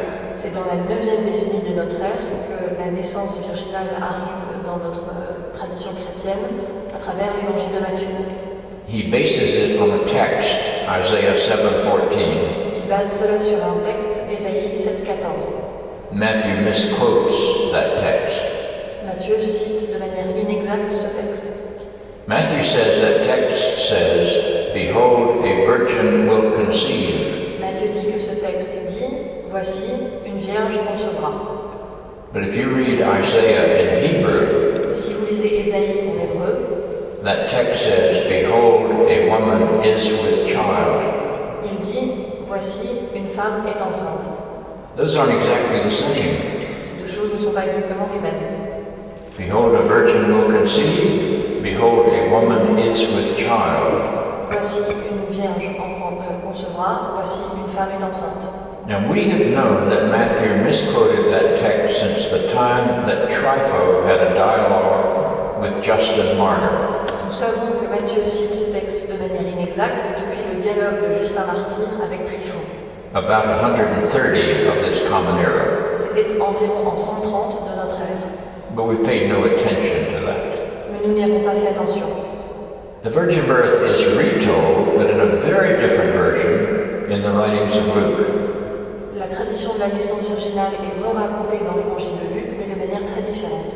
And then when the last gospel, John, was written, somewhere on the end of the 10th decade, he leaves leaves it out. Puis quand l'évangile de Jean est écrit vers la fin du 1er siècle, il laisse de côté la tradition de la naissance virginale. So we have 5 major authors in the New Testament. Nous avons donc 5 auteurs majeurs dans le Nouveau Testament. 2 of them, Mark and Paul, appear never to have heard about the tradition of the virgin birth. 2 d'entre eux, Marc et Paul, semblent n'avoir jamais entendu parler de la tradition de la naissance virginale. 2 of them, Matthew and Luke, relate the story of the virgin birth. 2 d'entre eux, Matthieu et Luc, racontent cette histoire. And one of them omits it. Et le dernier l'omet. John not only has no virgin birth, but on 2 occasions, once in chapter 1 and once in chapter 6, he calls Jesus the son of Joseph. Donc Jean ne parle pas de cela et à 2 reprises, au chapitre 1er et au chapitre 6, il parle de Jésus comme le fils de Joseph. So the virgin birth was a minor tradition in late developing Christianity that got put into the heart of the Christian creeds in the 4th century. Donc la tradition de la naissance virginale était un récit mineur qui a été mis dans les credos de l'Église au IVe siècle. Now let me say that I say the creeds every Sunday. Mais je récite le credo chaque dimanche. I don't think I'm dishonest. Et je ne pense pas être malhonnête. I regard the creeds as a love song that the 4th century church created to express its worship of God. Je considère les credos comme des chansons, des poèmes d'amour que l'Église a écrits pour chanter son amour à Dieu au IVe siècle. I have no trouble singing the 4th century's love song. Cela ne me pose aucun problème de chanter les chansons d'amour du IVe siècle. But I don't literalize it. Mais je ne les prends pas au sens littéral. I tell my wife every day that she is the most beautiful woman in the world. Je dis à ma femme chaque jour qu'elle est la plus belle femme au monde. She knows that's love talking. Elle sait que c'est l'amour qui parle. She knows I haven't examined 3.5 billion other women to make sure that's objectively true. Elle sait très bien que je ne suis pas allée examiner les 3,5 milliards d'autres femmes sur la planète pour vérifier qu'il s'agit là d'un constat objectif. The language of worship is the language of love. Le langage du culte est le langage de l'amour. We can use it without literalizing it. Nous pouvons nous en servir sans le lire de manière littérale. So I think you ought to sing it more often, because nobody pays much attention to the literal words when you sing. If we did, we'd throw away most of our hymns. Je pense que vous devez le chanter plus souvent, et je pense que si on le chantait, ça poserait moins de problèmes, ça passerait mieux. Parce qu'on fait moins attention aux paroles des chansons qu'aux paroles des textes. So think of the creed as a love song and not as a girdle into which you have to force your flabby faith. Donc pensez plutôt au credo comme un poème ou une chanson d'amour que comme quelque chose qui doit enfermer votre foi.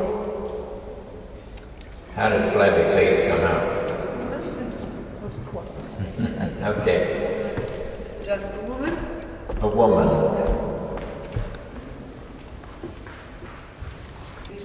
Simplement vous dire, mais vous le savez bien sûr bien mieux que moi, le mythe de la Vierge qui enfante, il n'y a pas que nous. Il y a des traditions plus anciennes qui ont aussi dans leur histoire une Vierge qui enfante et nous l'avons empruntée. Parce qu'il fallait vraiment que Jésus naisse d'une façon tout à fait extraordinaire. Il ne fallait pas qu'il naisse comme un homme. Et c'est pourquoi nous avons emprunté cette histoire de la Vierge enfantant, mais ça n'est pas nous qui l'avons inventée. Elle existait avant le christianisme. Et puis je voulais aussi vous dire qu'en tant que paroissienne de cette église, tout ce que vous dites, je suis tout à fait d'accord avec, pour ainsi dire, tout ce que vous dites, mais pour nous ici à Saint-Médis, c'est souvent comme cela que nous comprenons la foi, que nous la disons, et nous faisons assez peu de cas de tout ce qui ressemble à du conservatisme. Ça n'est pas du tout le style de Saint-Médis. Nous sommes tout à fait très à l'aise à ce niveau-là, je crois. You're exactly right. Vous avez tout à fait raison. Virgin births were a dime a dozen in the Mediterranean Greek-speaking world that Christianity entered. Les récits de naissance virginale étaient tout à fait banals dans les traditions méditerranéennes de cette époque. There are no virgin births in the Hebrew Scriptures. Il n'y a pas de naissance virginale dans les textes hébraïques. There were still extraordinary births. Mais il y avait des naissances extraordinaires. But in the Hebrew scriptures, they were in two categories. Et dans les écritures hébraïques, elles étaient divisées en deux catégories. One was a post-menopausal pregnancy. L'une, c'était le fait d'être enceinte après la ménopause. That's the story of Abraham and Sarah. C'est l'histoire d'Abraham et Sarah. They were both beyond 90 years of age. Ils avaient tous les deux plus de 90 ans. The Bible is rather delicate in how it describes that. La Bible est plutôt délicate dans la manière dont elle raconte ceci.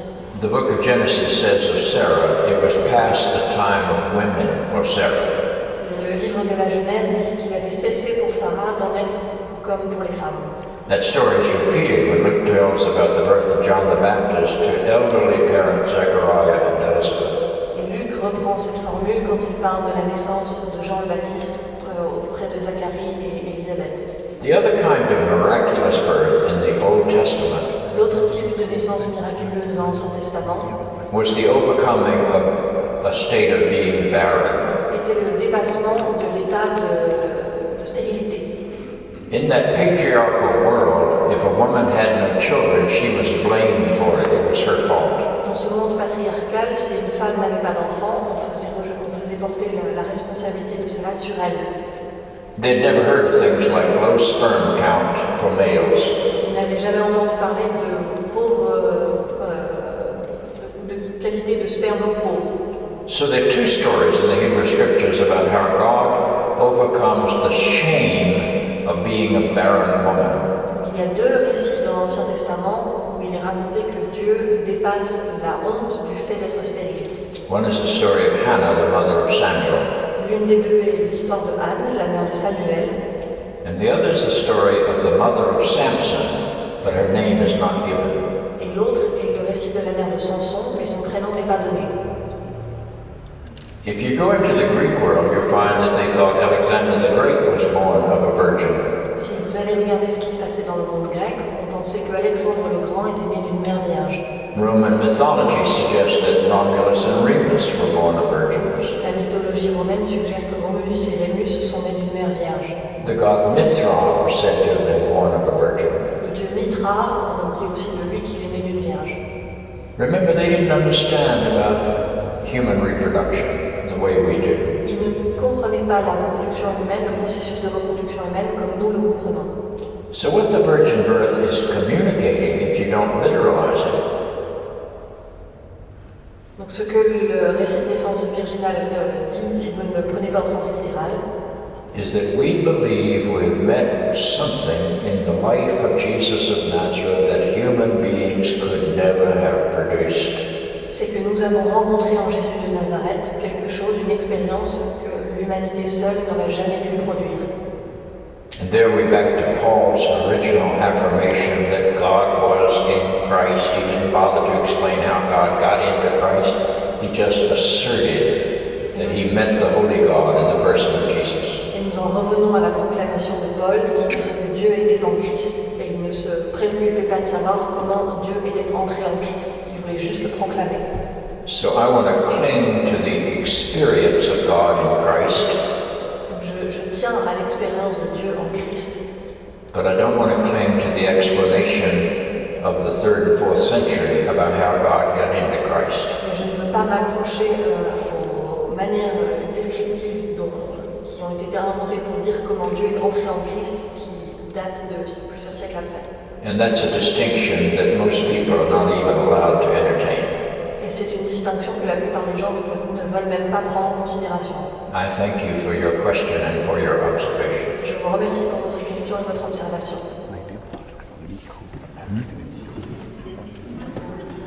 Désolée, il y a une liste, monsieur. Je voudrais dire quelques mots. La soirée avance.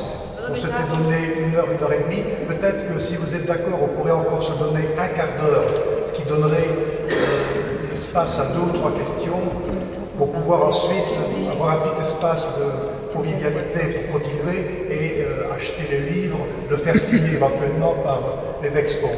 Donc si vous êtes d'accord, on a le temps pour 1 ou 2 questions encore. Bonjour. The end is in sight. La fin est en vue. Il y a quand même une question très pratique, très biologique que j'aimerais connaître. C'est pour ça venu ce soir, c'est connaître le père biologique de Jésus. C'est ça la question importante. Selon votre réponse, je vous donnerai une solution qu'un ami protestant m'a fait connaître il y a une quinzaine d'années. Je vous dirai dans quelles conditions ce protestant j'ai rencontré.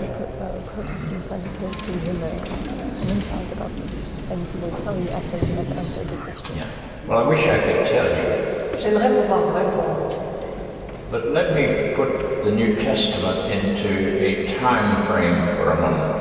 Mais laissez-moi mettre le Nouveau Testament dans un contexte historique. Jesus is born, according to the best estimates that we can put together, about 4 years before the Common Era. Selon nos meilleures estimations, Jésus est né environ en 4 avant notre ère. And we come to that conclusion because from secular records we know that Herod the Great died 4 years before Christ. Et nous savons cela grâce aux textes séculiers qui nous disent que Hérode est mort en 4 avant notre ère. And both Matthew and Luke assert that Jesus was born when Herod was the king. Et Matthieu et Luc affirment tous deux que Jésus est né quand Hérode était roi. We date the crucifixion about the year 30 of this Common Era. Nous datons la crucifixion en l'an à peu près 30 de notre ère. And the way we get some certainty on that is that we know that Pontius Pilate was the procurator of Judea from 26 to 36 of this Common Era. Et nous savons cela parce que nous savons que Ponce Pilate a été procureur de la région de Judée de 26 à 36. So if Jesus was crucified at the time that Pontius Pilate was the procurator, it has to be between 26 and 36. Donc si Jésus est mort quand Pilate était en fonction, il a dû mourir entre 26 et 36. We know a few other things about Pilate from secular records that force us to suggest that the crucifixion occurred closer to the beginning of his reign than at the end of his reign. Et des archives non bibliques nous donnent des informations qui nous font penser que Jésus a été crucifié vers le début du mandat de Pilate et non pas vers la fin. But it would take me too long to explain those. Et cela me prendrait beaucoup de temps pour vous expliquer cela. So modern scholarship has squeezed those years down to about 28 to 32. Donc l'exégèse moderne a réduit cette période à 28 à 32. So our best estimates suggest that Jesus was born in 4 BC and died somewhere around the year 30 of this Common Era. Donc, nos meilleures estimations sont que Jésus est né en 4 avant notre ère et il est mort vers l'année 30 de notre ère. And those dates could be off, but no more than 2 years in either direction. Mais ces dates peuvent être approximatives à environ 2 ans avant ou après. And when Luke says at the beginning of his gospel that Jesus began his public ministry when he was approximately 30 years of age, I think he's very accurate. Et quand Luc dit que Jésus a entamé son ministère public vers l'âge d'environ 30 ans, je pense qu'il est à peu près exact. So fix the year 30 in your mind. It's the date of the crucifixion. Donc gardez en tête l'année 30 pour l'année de la crucifixion. How many of you are aware that we don't have a single written word that ever mentions Jesus between 30 and 51? For 21 years after the crucifixion, we do not have a single word about Jesus of Nazareth that's been preserved in writing. Entre l'année 30 et l'année 51, nous n'avons absolument aucune archive écrite qui parle de Jésus. That's a silent tunnel that we call the oral period. C'est un tunnel de silence que nous appelons la période de transmission orale. The story of Jesus is passed on by word of mouth, but nobody wrote anything. L'histoire de Jésus est racontée de bouche à oreille, mais on ne l'écrit jamais. Paul broke that silence in the year 51 when he wrote an epistle called 1 Thessalonians. Paul rompt ce silence en 51 quand il écrit sa première épître aux Thessaloniciens. And our best data suggests that Paul died in the year 64. Et selon nos meilleures estimations, Paul est mort autour de l'année 64. So Paul wrote his epistles between 51 and 64, or 21 to 34 years after the crucifixion. Donc Paul a écrit ses épîtres entre 51 et 64, soit 21 à 34 ans après la crucifixion. Paul appeared to have absolutely no interest in Jesus' family of origin. Paul ne semble accorder aucune importance à la famille d'origine de Jésus. The only member of Jesus' family that Paul refers to is James, that he calls the brother of the Lord. La seule personne de la famille de Jésus que Paul mentionne, c'est Jacques, qu'il appelle le frère du Seigneur. And Paul didn't like James.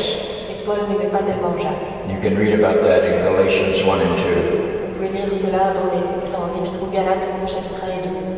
But Paul didn't know much about the life of Jesus either. Mais Paul ne savait pas tellement de choses sur la vie de Jésus non plus. Or at least he never writes about it. Ou en tout cas, il n'écrit jamais à ce sujet. You can read all of Paul's epistles and you would never get the idea that Jesus was ever associated with miracles or that he ever told parables. Vous pouvez lire tous les récits, toutes les épîtres de Paul et ne jamais avoir l'idée que Jésus était associé à des histoires de miracles ou qu'il racontait des paraboles. Paul seems to know nothing about Judas Iscariot. Paul semble ne rien connaître de Judas Iscariote. Or John the Baptist. Ou de Jean le Baptiste. Or Pontius Pilate. Ou de Ponce Pilate. Or any of the details of the crucifixion story. D'aucun détail de l'histoire de la crucifixion. Paul gives us one line about the crucifixion. Paul dit une phrase à propos de la crucifixion. He died for our sins in accordance with the scriptures. That's all he says. Il est mort pour nos péchés selon l'Écriture. C'est la seule chose qu'il dit. So that's all we knew about Jesus in the Christian church until the first gospel was written, which is Mark, about the year 72. Ce sont les seuls éléments que nous ayons eus dans l'Église chrétienne jusqu'à l'écriture de Marc en l'an 72 environ. So the first gospel is 42 years after the crucifixion. Donc le premier évangile qui est écrit environ 42 ans après la crucifixion. In the first century, 42 years would be 2 full generations. Au premier siècle, 42 ans représentent 2 générations entières. And Mark tells us nothing about the origins of Jesus. Et Marc ne nous dit absolument rien des origines de Jésus. Mark starts his Jesus story with the baptism. Marc commence son histoire de Jésus avec le récit du baptême. If you read Mark carefully, you'll find that in chapter 3 and in chapter 6, the mother of Jesus, who is not named there, thinks Jesus is out of his mind and goes to take him away. Si vous lisez l'évangile de Marc avec attention, vous trouverez qu'au chapitre 3 et au chapitre 6, la mère de Jésus, qui n'est pas nommée, vient chercher Jésus et pense qu'il a perdu la tête. That's not the kind of behavior that a woman would do if an angel had appeared to her and told her that she would be the mother of the child of God. Ça n'est pas vraiment l'attitude qu'une femme aurait si un ange lui avait annoncé qu'elle allait être la mère du Fils de Dieu. Mark also says that Jesus has 4 brothers and names them. Marc dit également que Jésus a 4 frères et il cite leurs prénoms. You'll find their names in chapter 6. Vous trouverez leurs noms au chapitre 6. They are James, Simon, Judas, and Joseph. Ce sont José, Simon, Jude et Jacques. James, Simon, Judas, Joseph. Et il a également 2 sœurs. Mark also says that Jesus has sisters. Oui, il a également des sœurs.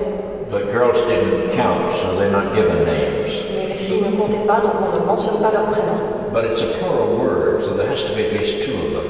Mais c'est un nom au pluriel, donc il y a au moins 2 filles. That's all you have in the 8th decade of the Christian era about the origins of Jesus. Ce sont les seuls éléments que nous avons à la 8e décennie de notre ère à propos de la famille de Jésus.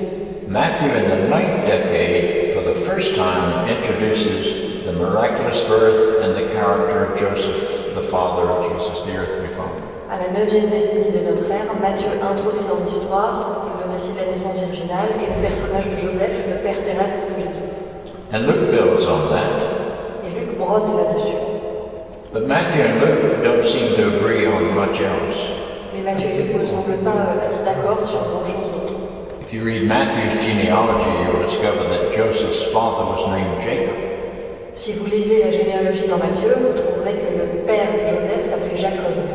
If you read Luke's genealogy, you'll discover that Joseph's father was named Heli. Si vous lisez celle de Luc, vous trouverez que le père de Joseph s'appelait Élie. They don't agree on almost anything in the genealogical category. En ce qui concerne la généalogie, Matthieu et Luc ne sont d'accord sur presque rien. And then when you get to the 4th gospel, the miraculous birth story disappears. Et quand vous vous arrivez au 4e évangile, l'histoire de la naissance virginale disparaît. It's replaced by the hymn to the Word of God, which was with God at the beginning of creation. Il est remplacé par l'hymne au Verbe de Dieu qui était auprès de Dieu depuis le début de la création. So if you look at the New Testament, the virgin birth is a late developing tradition and not of the essence of the Christian faith at all. Donc, si vous lisez le Nouveau Testament avec attention, vous vous rendez compte que la tradition de la naissance virginale n'est pas un point important. How does Jesus become divine? Comment Jésus devient-il divin? Paul says in Romans 1:1-4, it happened at the resurrection. Paul dit dans Romains 1, versets 1 à 4, cela se produit au moment de la résurrection. Mark says in chapter 1:1-11, it happened at the baptism. Marc dit au chapitre 1 des versets 1 à 13 que cela se produit au moment du baptême. Matthew and Luke, writing in the mid-80s to the perhaps early 90s, say it happened at conception. Matthieu et Luc, qui écrivent vers 85 à 90, disent que cela s'est produit au moment de la conception. And the fourth gospel, writing at the end of the 10th decade, says it happened at the dawn of creation. Et le 4e évangile, qui est écrit à la fin du 1er siècle, dit que cela s'est produit à l'aube de la création. Which one of them is right? Lequel d'entre eux a raison?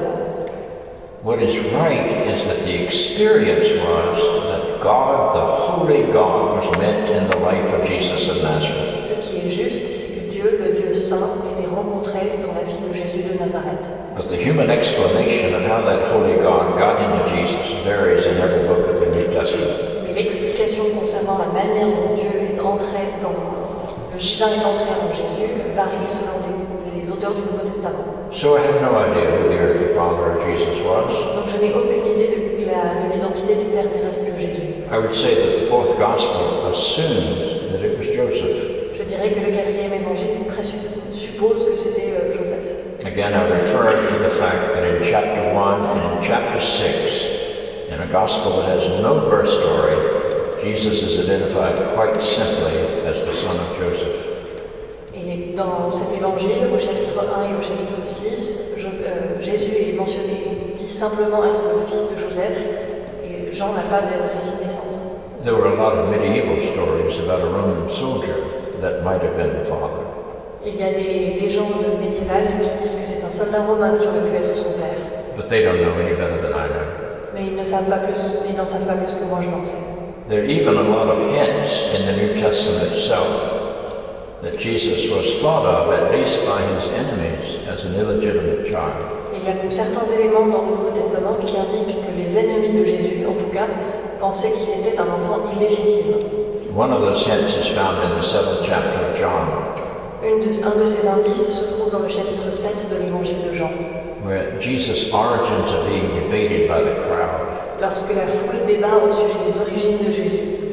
And an anonymous voice of the crowd shouts at Jesus. Et une voix anonyme dans la foule crie à Jésus. And says to him, et lui dit, "We were not born of fornication." Nous ne sommes pas nés de la fornication. The clear implication was that he was charging Jesus with being born of fornication. L'implication assez explicite est qu'il accusait Jésus, lui, d'être né de la fornication. But I don't think you can make a case for that either. Mais je ne crois pas qu'on puisse vraiment prouver cette hypothèse. So I don't know, and deep down it's not very important to me. Donc je ne sais pas, et au plus profond de moi, je vous assure que ce n'est pas très important. All I know is that in and through the person of Jesus, the conviction was that the Holy God had been met and encountered through that human life. Ce que je sais, c'est que dans la vie du Christ et à travers la vie du Christ, on pensait avoir fait l'expérience du Dieu saint. And that's enough for me to continue to call Jesus Lord and Christ. Et cela me suffit pour continuer à appeler Jésus Seigneur et Christ. But thank you for that question, and pardon me for going so long in trying to explicate it out of biblical sources. Mais merci pour votre question et pardonnez-moi d'avoir pris autant de temps pour y répondre en m'appuyant sur les sources bibliques. Je propose que nous prenions peut-être une dernière question personnelle et que pour terminer, ceux qui veulent s'exprimer, nous groupions les questions, les observations ensemble. Et je demanderai respectueusement à John peut-être de faire la réponse en 4 ou 5 minutes pour respecter l'avancée de la soirée.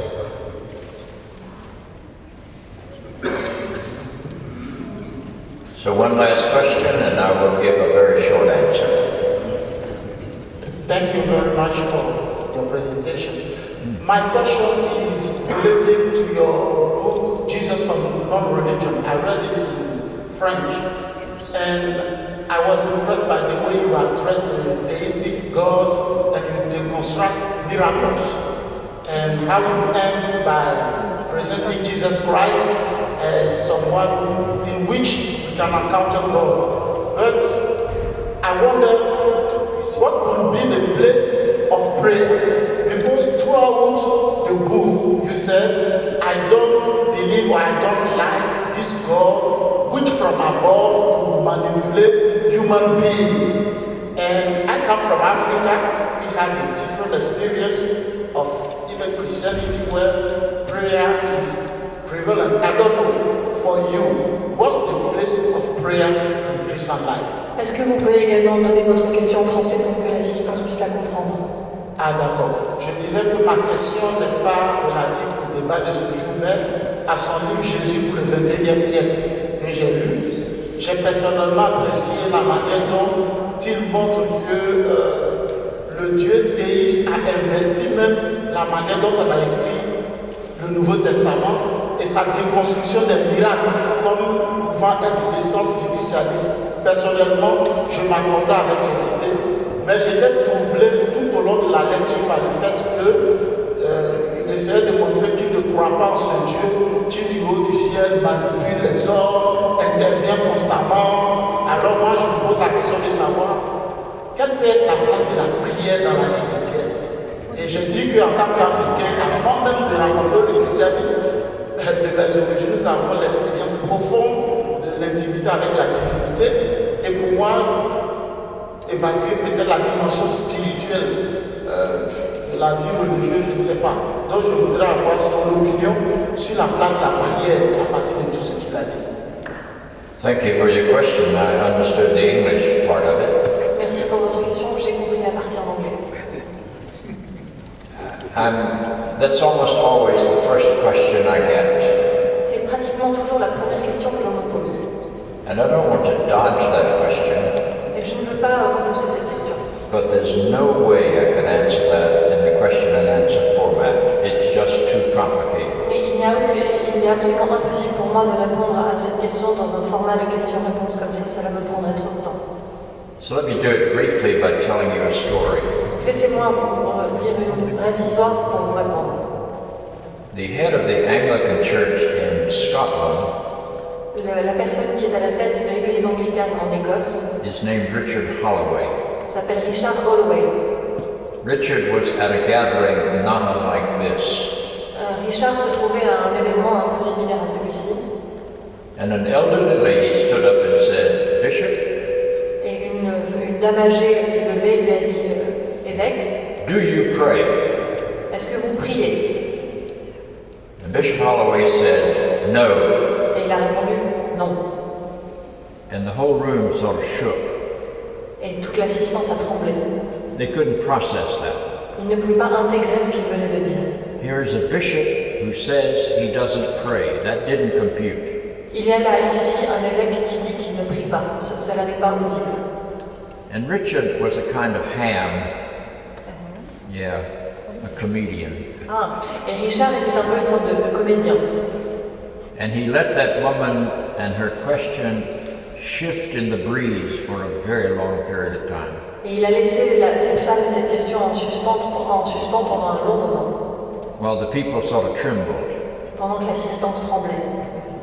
And then he said, Madam, Puis il a dit, Madame, if I had answered your question yes, si j'avais répondu oui à votre question, you would assume that I pray the way you understand prayer. vous auriez imaginé que je prie de la manière dont vous concevez la prière. And that would be dishonest. Et cela serait malhonnête de ma part. I don't think of God as a supernatural person who lives above the sky who will do what I want God to do. Je ne pense pas Dieu comme un être surnaturel qui vit au-delà du ciel et qui répondra à mes demandes et fera ce que je lui demande. So before we can talk about prayer, we've got to define who we believe God is. avant que nous puissions parler de la prière, nous devons définir qui nous estimons que Dieu est. That's why I can't answer it in this, because we don't have time to go into the doctrine of God. C'est pour cela que je ne peux pas répondre à votre question de cette manière, parce qu'il faudrait que nous entrions dans la question de la doctrine de qui est Dieu. But let me close by telling you another very personal story. Mais laissez-moi conclure en vous racontant une autre histoire personnelle. In 1981, En 1981, my first wife, whose name was Joan, ma première femme, son prénom était Joan, was diagnosed with cancer. on lui a diagnostiqué un cancer. The doctors told us she probably had less than 2 years to live. Les médecins nous ont dit qu'il lui restait probablement moins de 2 ans à vivre. I was a very well-known, high-profile bishop in New Jersey. J'étais un évêque très connu dans le New Jersey. So everybody knew about my wife's sickness. Tout le monde connaissait la maladie de ma femme. And so prayer groups were formed. Et donc des livres de prière ont été formés. We had Anglican prayer groups, we had Roman Catholic prayer groups, we had ecumenical prayer groups. Donc il y a eu des groupes de prière qui ont été créés, des groupes de prière anglicans, des groupes de prière œcuméniques. And my wife lived from diagnosis to death, not 2 years, but 6.5 years. Et ma femme a vécu entre le moment du diagnostic et le moment où elle est morte pendant non pas 2 ans, mais 6 ans et demi. And when she passed the 2-year limit Et lorsqu'elle a dépassé les 2 ans limite that the doctors had predicted, que les docteurs avaient prévu, all the prayer groups began to take credit for her longevity. tous les groupes de prière ont commencé à réclamer They would say things like, God is answering our prayers and your wife's life is being saved. Tous les groupes de prière ont commencé à revendiquer la raison, enfin à dire qu'ils étaient eux responsables du fait qu'elle continuait à vivre et que Dieu répondait à leurs prières. Now let me say, I appreciated their concern and their love. J'étais sensible à leur souci pour moi et à leur amour. These were not theologians, these were simple people saying we care about you and we care about your wife. Ils n'étaient pas théologiens, ils étaient de simples croyants qui disaient nous tenons à vous et nous tenons à votre femme. So I was grateful. Donc j'étais reconnaissant envers eux. But I began to think about their theology of God. Mais j'ai commencé à me questionner sur leur théologie à propos de Dieu. Suppose instead of being a well-known public figure who was a bishop in my church, I had been a garbage collector. Imaginez qu'au lieu d'être un évêque connu et respecté, j'ai été un éboueur.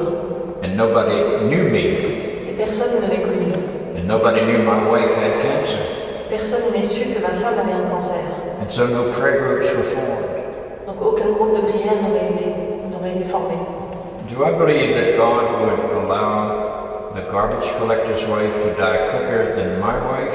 Est-ce que je pense que Dieu autoriserait la femme d'un éboueur à mourir plus rapidement que ma femme? Or to die a more painful death than my wife died? Ou à mourir d'une manière plus douloureuse que celle dont ma femme est morte? Based upon the fact that I was a prominent citizen and the garbage collector was not? Tout cela basé sur le fait que moi j'étais un citoyen connu alors que l'éboueur ne l'est pas. If God acted that way, I would be an atheist. Si Dieu se comporte de cette manière, alors je suis un athée. I could never worship a God who related to human beings on the basis of social status.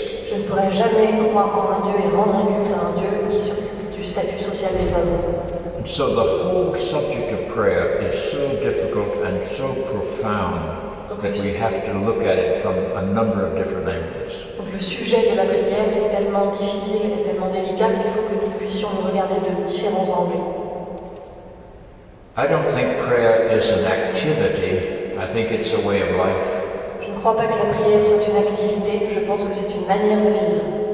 I don't think God is a noun that human beings must define. I think God is a verb that human beings have to live. Je ne crois pas que Dieu soit un nom que les humains aient à définir, mais un verbe que nous ayons à vivre.